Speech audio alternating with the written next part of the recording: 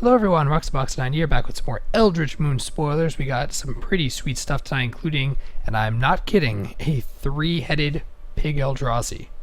You heard me right, pig. Pig Eldrazi. Let's hop right in.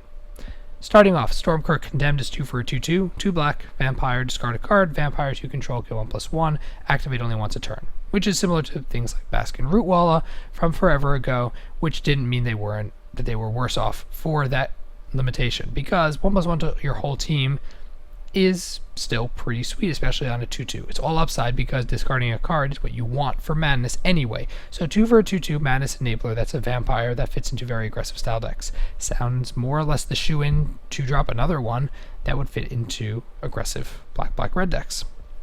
Harmless Offering is beautiful. You have a little adorable cat, but guess what? It has a snake tail that bites fingers because bandage fingers. 2 and a red for a sorcery. Target opponent gains control of target permanent you control. Oh, it's such an adorable face. Not really. Why? Because this reminds me of Donate. Not as good as Donate, but it's red. Can't be fair to be this exact same thing as Donate. In Commander, of course, it's insane. You have decks like Zedru that could very well effectively use this card. Also realize, and I'm sure Captain Obvious to the rescue, Demonic Pact. If you play this card turn 4, then you are ready to go to use this card turn 7. Which is, I won't say an automatic win, but for a game 1, it's a haha, got you win. Unfortunately, decks are going to be prepared for that kind of thing, especially if this sees any sort of traction in some sort of weird combo deck. I'm not expecting it. It's more for casual fun. But either way, there are definitely opportunities with this card. How about Decimator? The Decimator of Provinces is 10 for a 7/7 haste trample. Alright?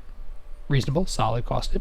Emerge, 6 and 3 green. Whenever you cast it, creatures you control get 2/2 in trample, which means even if it's countered, they get 2/2 in trample because it's cast. Now realize what makes this crazy. It doesn't affect itself, sure, but this is a perfectly curved card. Why? Because turn 4 you play something, you sacrifice it turn 5 to be able to land this card. Yes, you may not have much of a team, but even if you have a couple of little guys, whether they're elf, mana dork style things, 2/2 in trample is no joke. You could potentially swing the game to a close by turn 5. As a finisher, it's also a very powerful aggressive card. Haste and trample on a large creature that's not difficult to play with other upside is crazy. And also, did you see 3-headed pig boar Eldrazi? Not even joking.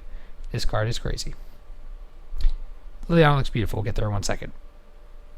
Before we get there, Wharf Infiltrator, 1 and a blue for a human horror 1/1 skulk. Whenever it deals combat damage, you may draw a card if you do discard a card.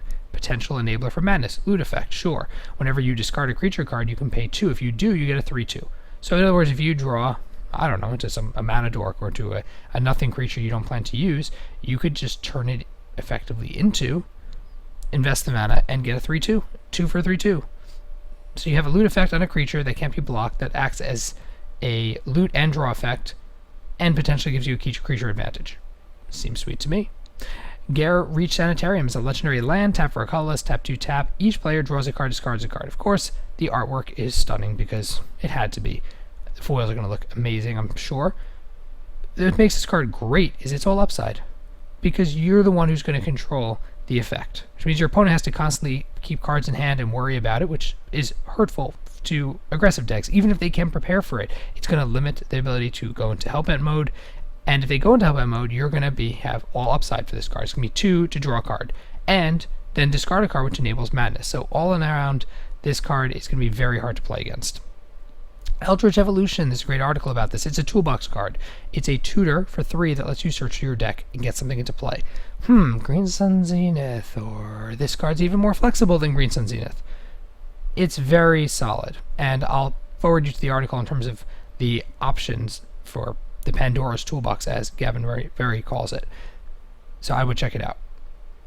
In terms of this guy is the Eternal Scourge, 3 for a 3/3.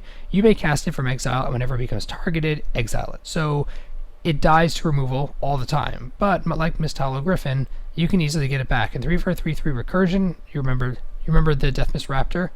I mean, I do. The card was pretty good in this constant comeback annoying way. This card does that very well, messing with the exile zone and just being a very efficient, effective card. Then we have 2 for a 5/5. What? Wolf Construct. Okay, so it's an artifact. I guess that's a downside if you can call it a... Is that a wolf armor? Yes, that's a wolf armor. It can't attack or block unless a player has no cards in hand. So if you're the aggressive player who's trying to empty his hand as fast as possible with Madness and other aggressive attacks, 2 for a 5/5 is going to be a downside. How? Yeah, this card seems really solid for decks that try to drop their hand out. Boom. Is it going to be quite as broken? Probably not. People will just use more artifact destroy effects in addition to creature removal. Not concerned about it being balanced, but it seems very solid. Murder, reprint, great card, and wow, beautiful, stunning artwork as expected. Also to note, we have this thing called an article about Liliana. How is Liliana the last hope? Let's find out. She declares herself the last hope. This artwork is stunning. I kind of hope this is the card art, to be honest. I know they said it's probably going to be the promotional art, but I really like this image. I really do. It symbolizes her utter confidence, her I rule the world. I'm going to be your salvation, but also I'm evil. I'm straight up evil. That's how it works. Really embodies that incredible confidence that she has in both her power and her ability to get what she wants. And you can tell that from the horde following her. Anyway, I'd recommend reading the story.